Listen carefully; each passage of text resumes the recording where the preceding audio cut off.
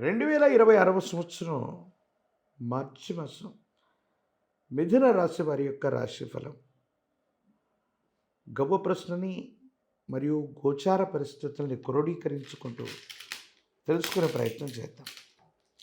శివాయ బ్రహ్మణే నమ. వీరబ్రహ్మేంద్ర స్వామినే నమో. జై వీరబ్రహ్మ, జై గోవిందమంబజీ. వచ్చినటువంటి ఫలితం రాహు ఫలితం. కానీ గోచార పరిస్థితులని ఉన్నటువంటి ప్రశ్నాశాస్త్రం అనుసరించిన పరిస్థితులను చూస్తే చాలా అనుకూలవంతమైనటువంటి పరిస్థితుల్లో ఉండే అవకాశాలు కూడా కనపడుతున్నాయి. మీ దైనందిన జీవితంలో ఆర్థిక వృద్ధి బాగుంది. ఆదాయ వనరులు పెంచుకునేటువంటి అవకాశం ఉంది. కొన్ని పరిస్థితుల్లో మీరు తీసుకునే నిర్ణయాలు అదృష్టాన్ని తీసుకొచ్చే అవకాశం కూడా కనిపిస్తుంది. దేవగురువు అయినటువంటి బృహస్పతి యొక్క అనుకూలత, అలాగే శని భగవానుడి యొక్క సానుకూలవంతమైన పరిస్థితులు మీకు గొప్ప వరంగా మారబోతున్నాయి.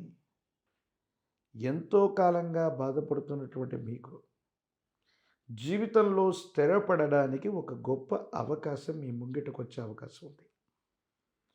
స్థిర చరాస్తులకు సంబంధించిన అంశాలు ఎంతో కాలంగా ప్రయత్నం చేస్తున్నాం, జరగట్లేదనుకున్నటువంటి ఒక ముఖ్యమైన విషయం కూడా ఆర్థికపరమైనటువంటి అంశాల్లో మీరు ముందుకు వెళతారు.